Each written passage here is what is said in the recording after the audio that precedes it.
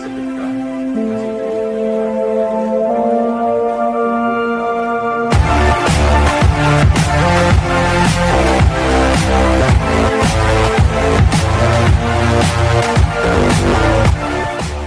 Ceritakan ke sebanyak mungkin manfaat yang Anda rasakan.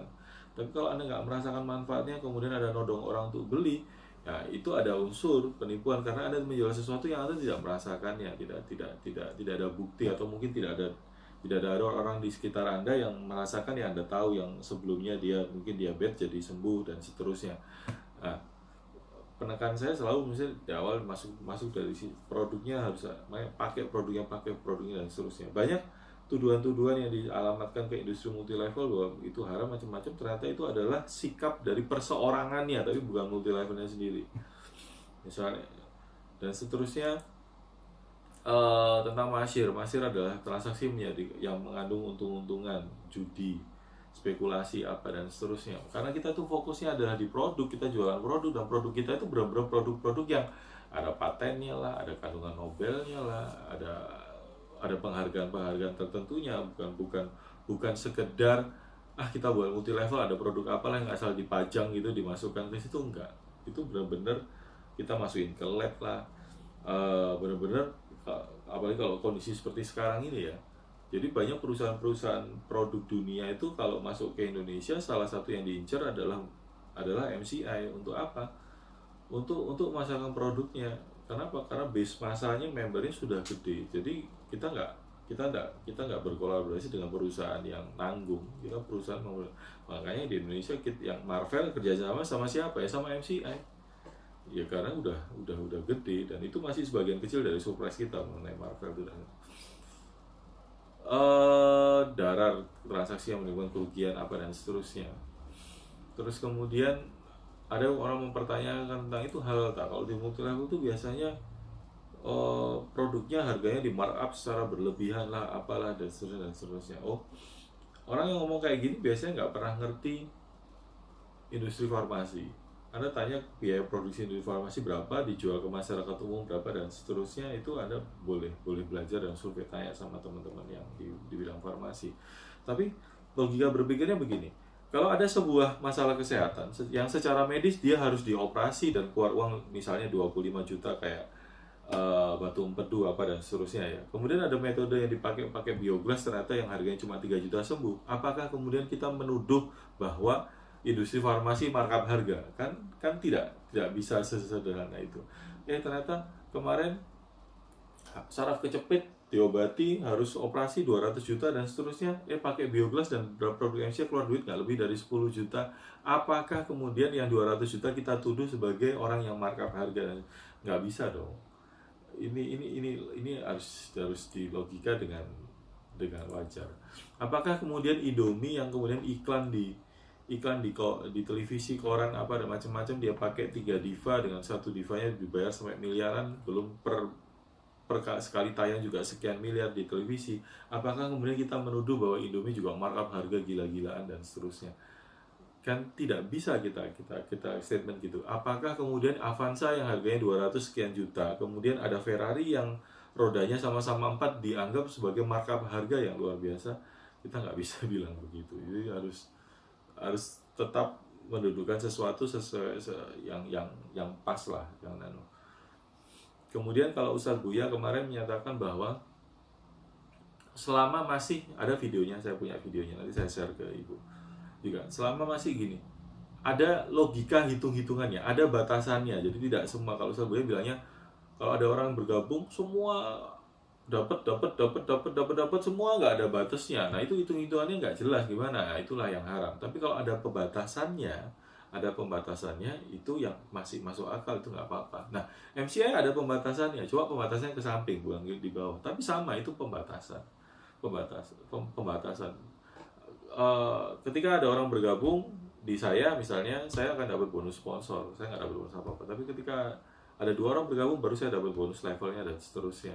Ada batasan-batasan tertentu, nggak semuanya langsung dikasihkan semua dan seterusnya. Iya, kalau kita nggak punya batas-batasan, kita nggak punya hitung-hitungan yang jelas, ya perusahaan ini sudah nggak ada dari sekian tahun yang lalu. Bonus yang diberikan perusahaan kepada anggota harus jelas jumlahnya, transaksi, akad semua harus jelas dan seterusnya. Terus kemudian tidak ada komisi yang nah kalau ini masih diperdebatkan, tidak ada komisi pasif yang diperoleh secara reguler. Ya, leader-leader kita selama turun jaringan berkembang. Jadi gini, kebebasan orang di join di multi level itu lebih tepatnya adalah kebebasan untuk gini. Aku ngambil keputusan untuk 2 minggu ke depan aku mau istirahat dulu, aku mau fokus sama keluarga. Kemudian setelah itu aku akan fokus lagi di sini. Misalnya ada statement ketika Anda sudah jadi leader income dengan ratusan juta per bulan.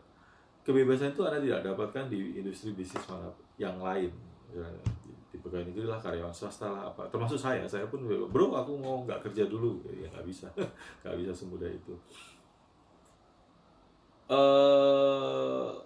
Terus kemudian ada satu lagi, pemberian komisi atau bonus tidak menimbulkan igro. Igro itu adalah daya tarik yang luar biasa terhadap sesuatu sehingga kita melalaikan kewajiban kita. Jadi, nah, misalnya kita udah kerja di sebuah perusahaan kita udah kerja jadi PNS lah. Terus kemudian kita ikut join satu multi level marketing. Kemudian karena kita join multi level marketing, akhirnya kita setiap hari kita prospek, terus kita melupakan kewajiban kita yang di pertama. Kewajiban kita sebagai pegawai negeri. Nah, itu yang tidak diperbolehkan. Nah, itu kita juga sering mengingatkan kewajiban selesai. Makanya kalau mau bisnis di MCI, fokus aja di MCI. Kalau Anda mau misalnya keluar ke tempat lain dengan normal, ya nggak apa-apa, silakan. Itu adalah ego, itu kan personalnya. Tapi kalau secara kita dari bisnisnya, kita menyatakan Anda kerjakan MCI 2 jam per hari, nggak apa-apa. Yang kewajiban Anda sebagai rumah tangga terjalan. Bahkan kemarin ada beberapa, biasanya itu ribut kalau suami istri gitu, istrinya mulai fokus di MCI, suaminya mulai komplain macam-macam. Rata-rata kita kalau kita jelasinnya ya tanggung jawab buat suami itu yang prioritas. Bahkan kemarin ada di Jombang itu ngomong ke kamu pilih, suaminya bilang gini, kamu pilih aku atau pilih MCI? Terus curhat ke saya jawab pilih suami. Hormat harus sama suami, pilihan suami, dan tapi tetap mendoakan terus suaminya agar suatu saat dapat hidayah untuk terbuka hatinya, mendukung dia dan apa dan seterusnya.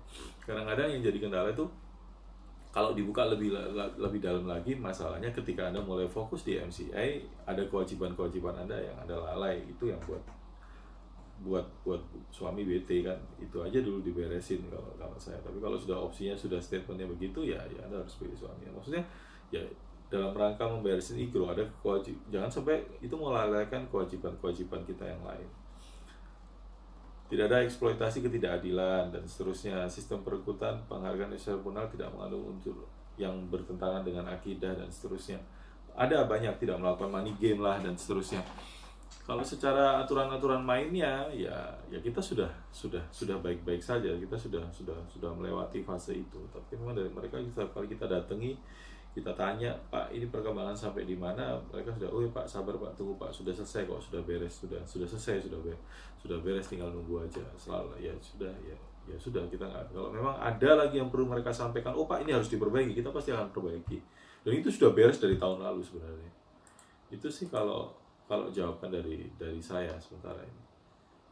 Semoga ini bisa menjawab. Boleh.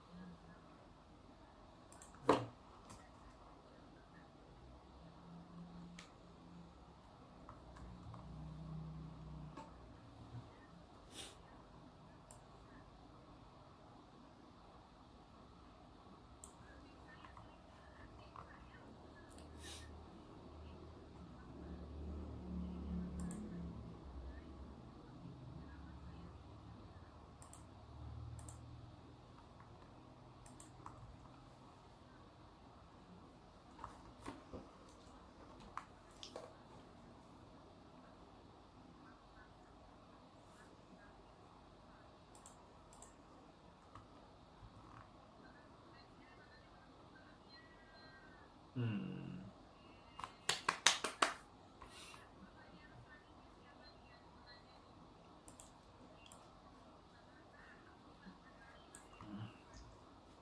Boleh.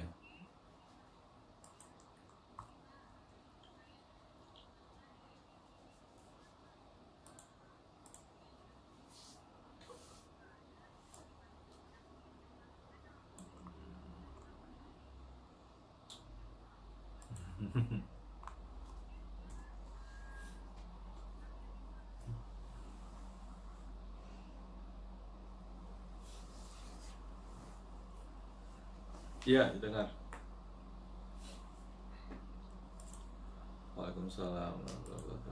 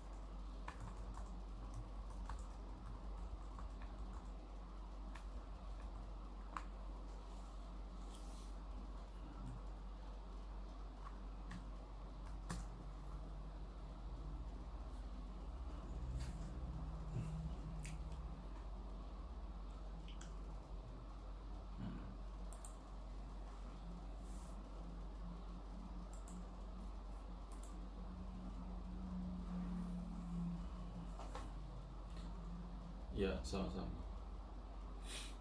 eh saya mengawali gini.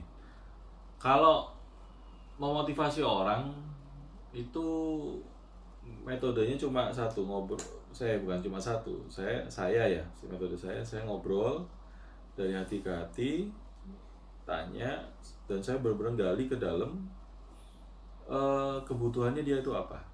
Benar-benar kebutuhannya apa. Karena kita merasa bahwa ya memang kalau secara sistem perusahaan kan tidak bisa buat satu sistem di mana dia menjawab semua impian semua orang. Dia hanya paling main-main globalnya aja. Udah, kalau kamu melakukan ini ada potensi kamu dapat 500 juta. Ada orang-orang tertentu yang impiannya cuma Avanza. Ya cuma Avanza itu aja, atau Livina tahun 2015 begitu, yang cuma harganya 100 juta. Kalau logika dasar kita ngomongnya, loh kan kalau 500 juta kan bisa beli Livina 5 biji. Tapi tidak sesederhana itu. Faktanya kita tuh harus benar-benar ngomong, harus benar-benar gali dulu, ngobrol dari hati ke hati. Impian dia yang benar itu apa? Impian itu sesuatu hal yang benar-benar ketika kita bahas itu, kita ngomong itu rasanya badan tuh gemeter, rasanya ini harus aku dapat selama aku masih ada hidup gini. Saya akan ngejar impian saya. Kalau misalnya saya boleh usianya sama dengan Rasulullah sekitar segituan, saya berharap di akhir-akhir hidup saya 2 tahun, 3 tahun, atau 5 tahun sebelumnya saya bisa hidup di Madinah. Itu impian saya. Soal udah ngomong itu, saya pingin beneran ini harus dikejar gitu loh. Ya saya pingin lebih dekat gitu ya, lebih dekat di sana. Ya itu impian. Nah, kalau Anda punya member, ya kadang-kadang orang lalai karena dia lupa dengan impiannya, atau dia nggak benar-benar nggak kerasa apa yang dia cari. Kadang-kadang itu yang membuat orang rasa-rasanya satu hari ini saya sudah sibuk, saya sudah melakukan ini, saya melakukan itu, saya melakukan apa. Tapi sibuk, tapi nggak produktif. Beda antara sibuk sama produktif. Sibuk itu banyak aktivitasnya, tapi semakin mendekatkan dia dengan apa yang menjadi impian, goal besarnya dia dan seterusnya. Eh Ya itu, jadi biasanya dia dideketi, diajak ngobrol dari hati ke hati, impiannya dia apa, terus kemudian dibantuin di marketing plan itu gimana caranya mencapai impian itu melalui bisnis MCI. Di marketing plannya dibuka, oh aku bisa mencapai di posisi ini dan seterusnya. Pastikan itu benar-benar gemeter, karena cuma sekedar keinginan biasa. Ada yang kemudian, saya kepingin umroh, setelah umroh akhirnya dia down.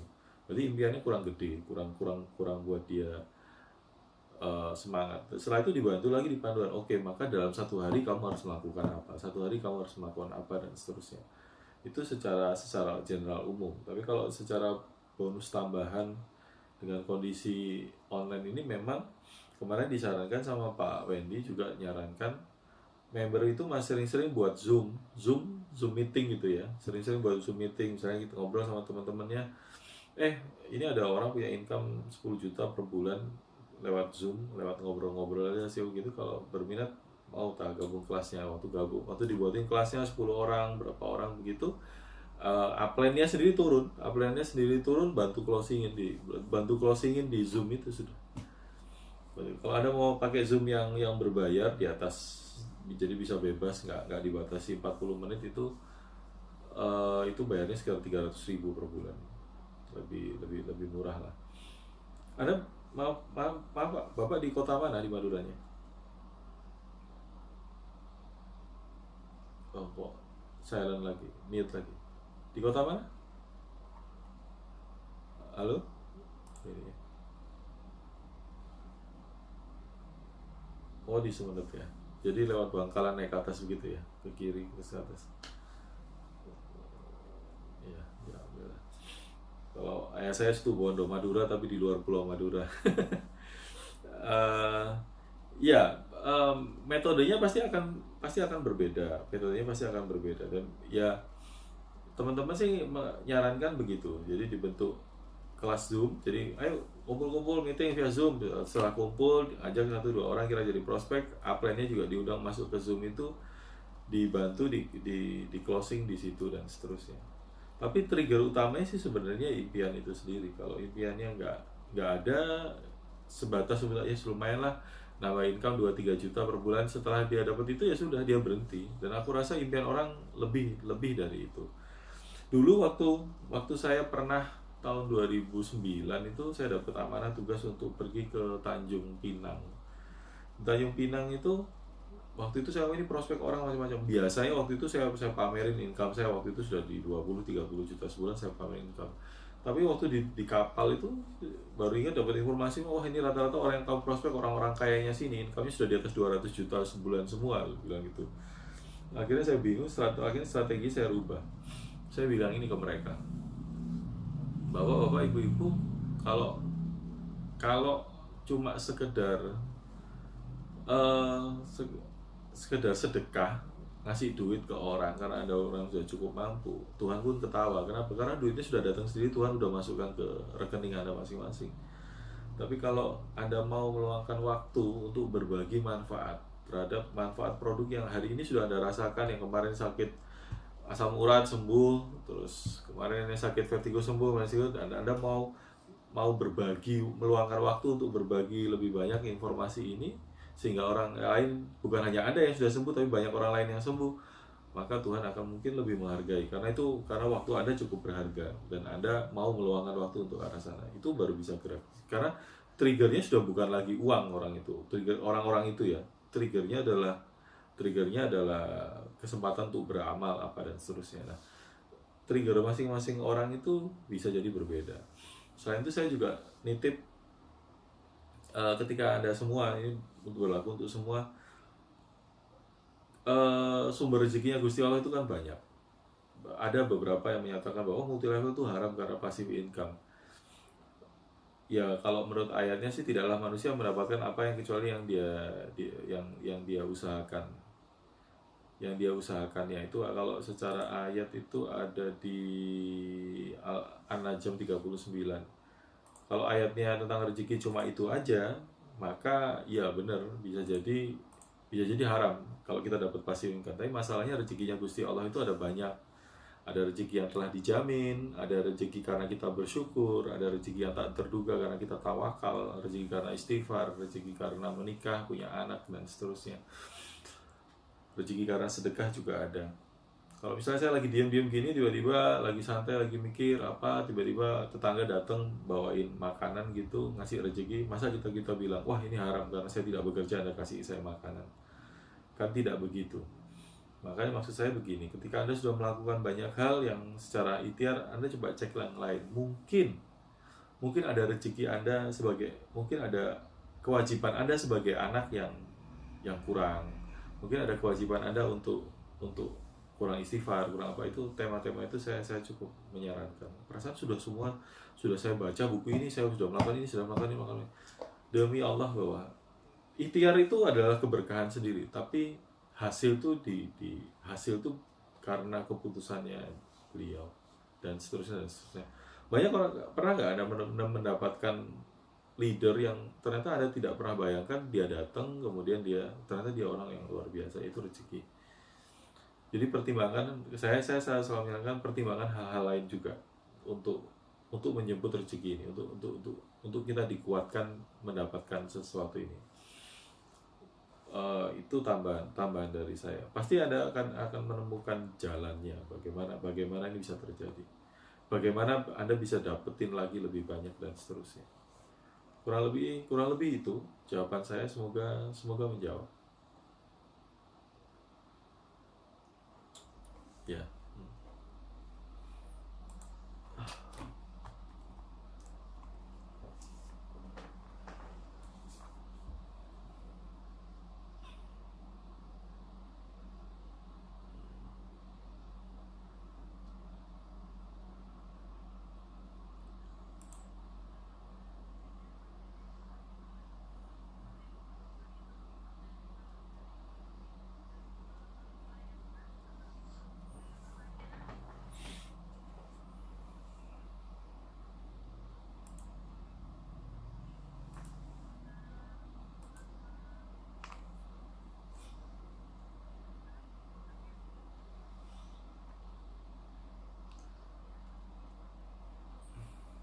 Ada Iwan Adiku Nugraha dari yang melambai.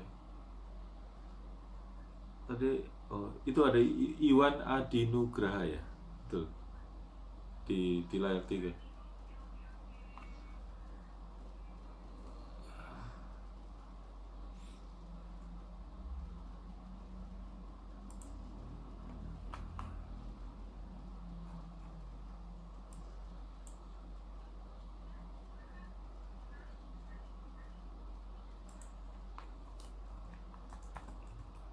Waalaikumsalam.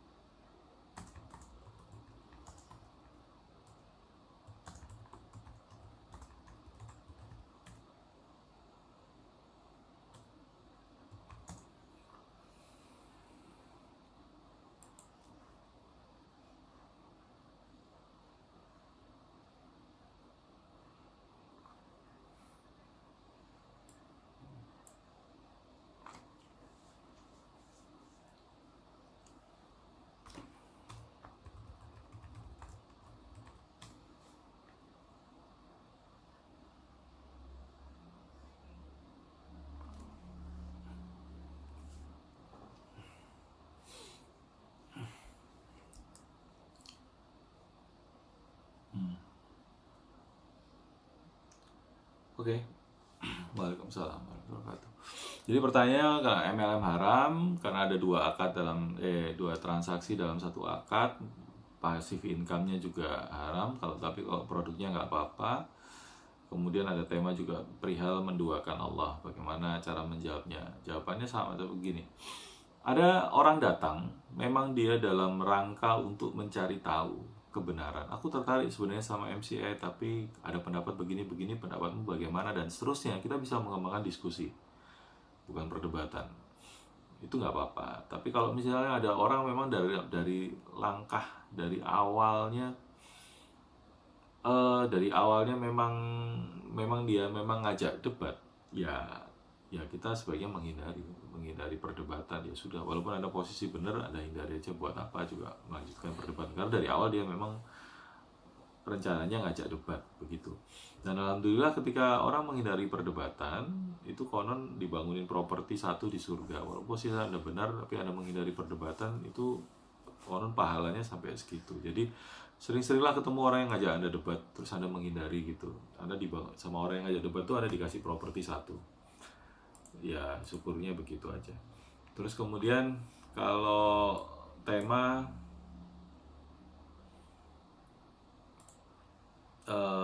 ini tadi sebentar. Oke. Dua akad, ketika orang pengen ngajak ngobrol baik-baik, ya kita bisa menyampaikan baik-baik begini. Ada dua transaksi dalam satu akad.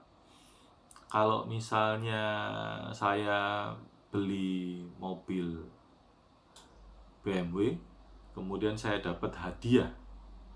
Hadiahnya adalah ganti oli selama 1 tahun, perbaikan 40.000 km, dapat hadiah tutup mobil dari sengatan matahari dan hujan. Satu itu transaksi, akad jual beli BMW-nya, sisanya adalah hibah, hadiah-hadiah. Apakah itu haram? Hadiah loh itu, transaksi dan hibah. Dua akad, satunya akad transaksi, satunya akad hibah. Apa itu ya haram? Ketika Anda jalan-jalan belanja ke pasar lah ibu-ibu sadar, karena Anda belanjanya banyak, kemudian sama orang yang beli hijaunya ditambah, ini hadiah bu, itu karena transaksi Anda menghasilkan hadiah itu. Ketika Anda ke Matahari, Anda dapat kupon hadiah untuk belanja di berikutnya, dapat diskon 50%, dan setelah itu hadiah. Ya maksudnya tidak, hal haram itu tidak sederhana gini loh. Tak ceritai, saya bentar ya, saya ini berusaha menerjemahkannya dalam kata-kata.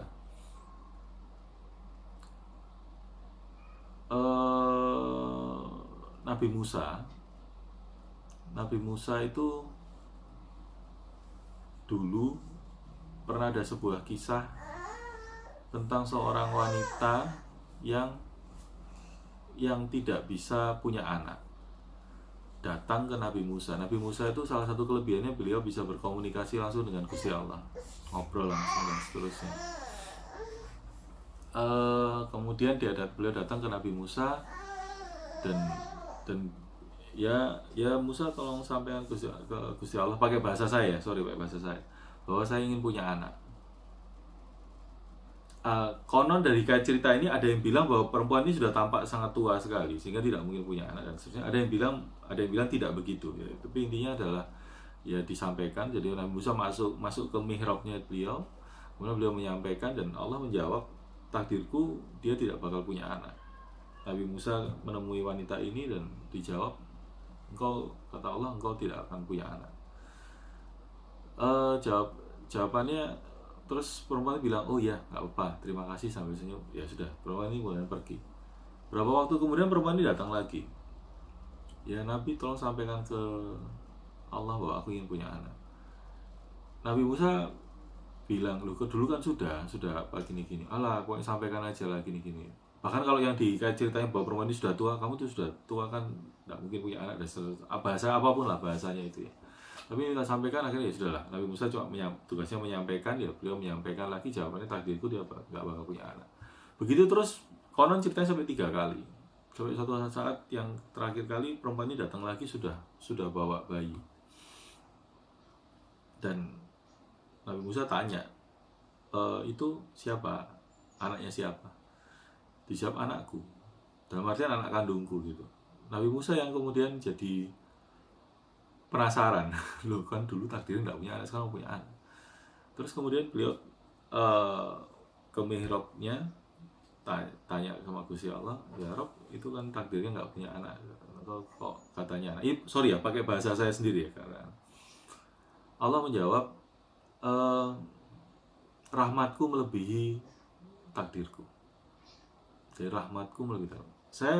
Saya sering bercerita tentang ini ke teman-teman. Waktu saya cerita yang kesekian belas kali ke orang-orang, saya tuh masih nangis waktu ceritanya. Kenapa? Karena waktu kehidupan saya yang dulu masih sulit sekali itu melakukan banyak hal, terbentur macam-macam, saya rasa kayaknya pintu tuh nggak ada yang buka gitu. Ketika saya dapat cerita ini, saya jadi termotivasi lagi untuk rahmatnya Allah itu lebih besar daripada semua takdir, semua kasus COVID inilah, server terbakar. Rahmatnya Allah jauh lebih besar daripada itu. Sekelas itu aja sudah bisa terjadi gitu. Bahkan maksud saya gini,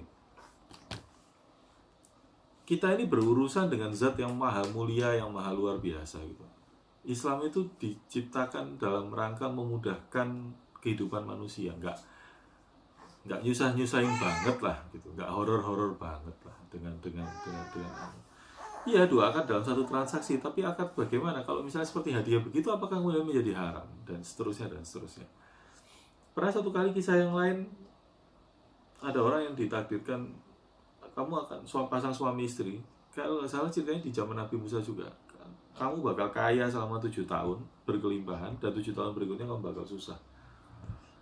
7 tahun ini, karena 7 tahun bakal kaya terus dan dijamin sama Allah kaya terus, maka istri berkata pada suaminya, ya suamiku, kita buka aja gudang itu di barat, timur, utara, selatan, kita buka semua biar orang-orang mengambil makanan di sana, biar mengambil bekal semua, silakan ambil semua, toh kita sudah dijamin kaya dan seterusnya. Dan selama 7 tahun itu tidak ada habisnya gudang itu. Di tahun ke-8 ternyata mereka tetap kaya. Dan kemudian Nabi Musa bertanya, ya Rob, kok tetap kaya? Dulu kan janjinya 7 tahun kaya nanti. Jawaban Gusti Allah, jawabannya, aku malu. Bagaimana mungkin selama 7 tahun dia sedekah, terus kemudian tahun ke-8 aku buat miskin? Kita itu berurusan dengan zat yang maha luar biasa, yang kita bisa ngobrol setiap hari. Dan dilalah kok ada orang-orang yang galak, yang horor, yang mudah mengharamkan dan seterusnya, tanpa memberikan sebuah solusi. Itu kan saya termasuk yang kurang pas dengan hal seperti itu. Jadi yang tenang menjalani hal kayak gini. Transaksi kembali jawaban, 2 transaksi dalam satu akad tuh begini loh, contohnya yang haram itu. Si A butuh uang 700 juta. Kemudian si A punya rumah seharga 1 miliar. Kemudian si A menemui si B yang sekiranya punya uang 700 juta. Si A bilang sama si B, aku jual rumahku yang harganya 1 miliar ini cuma 700 juta ke kamu karena aku butuh uangnya hari ini dan seterusnya. Si B melihat ada rumah dijual diskon 300 juta sama si B, oke, tak beli rumahmu. Terus kemudian si menyatakan syarat, dengan syarat setelah kamu mendapatkan uang itu, kamu harus beli sepeda motorku itu karena aku tidak butuh sepeda motorku itu. Syarat. Nah, si A ini kan kemudian dia demi meluluskan supaya dia dapat 700 juta, akhirnya dia mengiyakan untuk membeli sepeda motor itu.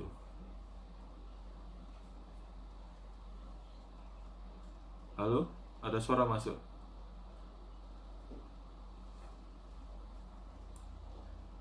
Halo? Ada suara masuk ya?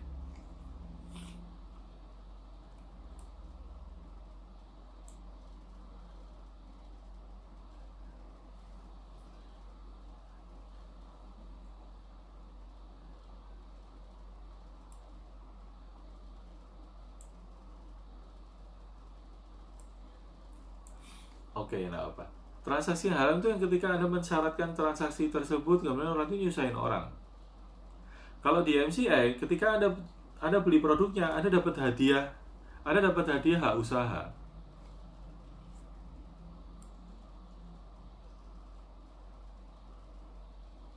Ya, ada yang lain ya. Ya itu baik-baik saja, itu hal saja. Bahkan ketika misalnya contoh begini, wah Anda join, kemudian upline-nya dapat bonus, upline-nya lagi dapat bonus, upline-nya lagi dapat bonus, dan seterusnya. Misalnya dia berkata, walaupun sebenarnya tidak tepat begitu ya, itu kan banyak transaksi yang terjadi dalam satu akar. Oh enggak begitu. Itu sama seperti ketika ada dua orang membantu orang untuk menjualkan sesuatu, karena itu transaksi dua orang ini. Misalnya gini, saya ada orang punya tanah, kemudian ada si A dan si B yang menjualkan tanah si A, kemudian menjualkan tanah tersebut dapat komisi misalnya 10 juta, komisi itu dibagi dua antara si A dan si B. Itu sama, transaksinya satu, komisinya dibagi sama semua orang yang mengusahakannya. Sama, bonus itu dibagikan sama orang-orang usaha. Tapi perusahaan sudah ada budget 10, misalnya ada budget 100 rupiah untuk dibagikan kepada orang-orang yang mengusahakannya. Kurang lebih begitu.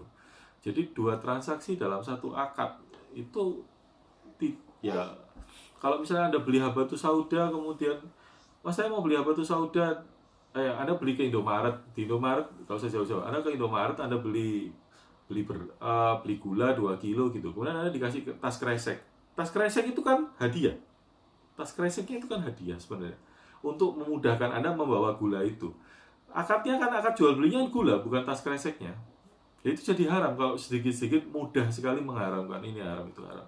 Jadi itu disikapi dengan bijak. Dan seterusnya. Terus kemudian berikutnya lagi menjawab bahwa orang-orang itu tidak apa-apa dengan produknya, tapi apa-apa dengan sistemnya. Iya, memang bisnis ini kita tuh punya dua kita berurusan dengan dua sumber. Satu, kita berurusan dengan konsumen. Yang kedua, kita berurusan dengan orang-orang yang menjalankan bisnisnya. Jadi, ya kalau memang itu orang itu bakatnya jadi konsumen saja. Anda tidak perlu merubah semua orang menjadi pasukan Anda untuk membantu Anda memasarkan produk MCI. Base dasarnya memang konsumen, ya jadikan itu tetap sebagai konsumen. Karena sama seperti gini loh, ketika Anda buat sebuah perusahaan, Anda merekrut pegawai, Anda kan pasti memilih orang-orang yang berpotensi untuk memudahkan pekerjaan Anda. Nggak semua orang Anda masukkan. Kalau semua orang Anda masukkan sekedar ngedar poin, atau perusahaan itu juga sekedar nambahin melengkapi jumlah orang, kan Anda kelihatannya akan punya banyak pegawai, Anda kelihatannya akan punya banyak member bahasanya, tapi Anda pergerakannya akan kesalip sama orang-orang yang timnya benar-benar solid leader, orang-orang yang memang fokus di bidang ini. Jadi tidak perlu merubah semua orang dengan anunya. Karena saya fokus dengan leader-leader yang memang benar-benar fokus di sini. Walaupun nanti mungkin ada cari leader itu akan di awal-awal akan tampak lebih lama berkembang jumlah membernya kanan kiri apa dan seterusnya. Tapi setelah Anda dapat member, itu hasilnya akan lebih cepat, karena ini multi level memang tidak untuk dikerjakan sendiri-sendiri. Leader dan leader, manusia lewat manusia, dan kita butuh orang yang memang yang cukup serius. Kemudian perihal menduakan Allah, iya gini, antara iman dan akal itu kadang-kadang ya memang roto bentang jauh, kadang-kadang sering buat malu ya, temanya begitu. Memang ada nanti itu di akhirat tuh sekitar ada 60.000 orang yang meninggal yang masuk surga tanpa hisab. Salah satunya orang yang ketika dia sakit, dia tidak menggunakan metode pengobatan apapun, dia benar-benar pasrah sama Gusti Allah dan seterusnya. Tapi bukan berarti ketika ada orang yang mengusahakan penyembuhan itu kemudian jadi dosa dan seterusnya. Di dalam satu habatus sauda ada yang namanya obat dan seterusnya. Rasulullah pun menggunakan usaha ikhtiar beliau untuk bekam. Tapi ada juga metode pengobatan dipanasi dengan besi panas dan seterusnya juga ada. Cuma itu tidak kusarankan pada umatku, kurang lebih itu bahasanya. Bahkan Rasulullah pun menyarankan sebuah metode pengobatan. Masa ya sekelasnya Nabi kemudian karena dia mengusahakan sebuah pengobatan dianggap menduakan Allah? Karena orang itu ya merasa terlalu sok bener, atau mungkin bisa jadi karena mereka bingung nolak jenengan, terus nolak Anda, terus akhirnya dia pakai alasan-alasan yang terlalu dibuat-buat jadikan alasan. Saya pikir ya kalau sudah batasan akal pikirannya seperti itu, saya pikir kalau kemudian dia jadi tim juga berat juga ya. Jadi cari orang yang memang sevisi semisi dengan Anda, tidak perlu merubah semua orang untuk ke arah ke sana lah, untuk jadi tim Anda dia. Ya biarkan dia tetap jadi konsumen aja. Siapa tahu suatu saat Anda menemukan orang yang memang punya potensi jadi leader tapi terbebani biaya joinnya, mungkin bisa dibantu melalui dengan mensubstitusikan itu yang konsumen itu. Terima kasih lah, itu kurang lebih jawaban saya.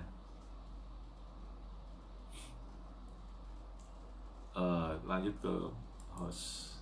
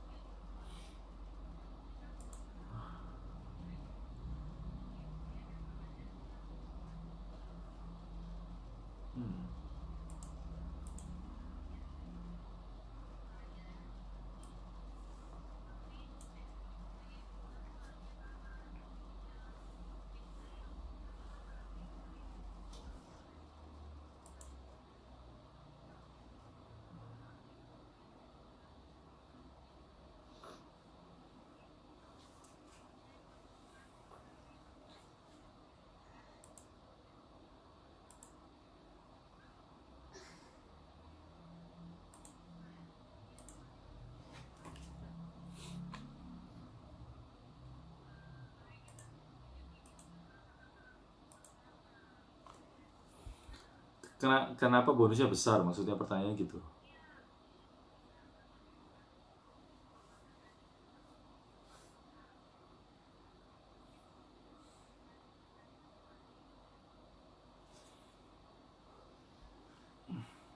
Gini, aku nggak ngerti definisi markup harga yang besar itu bagaimana.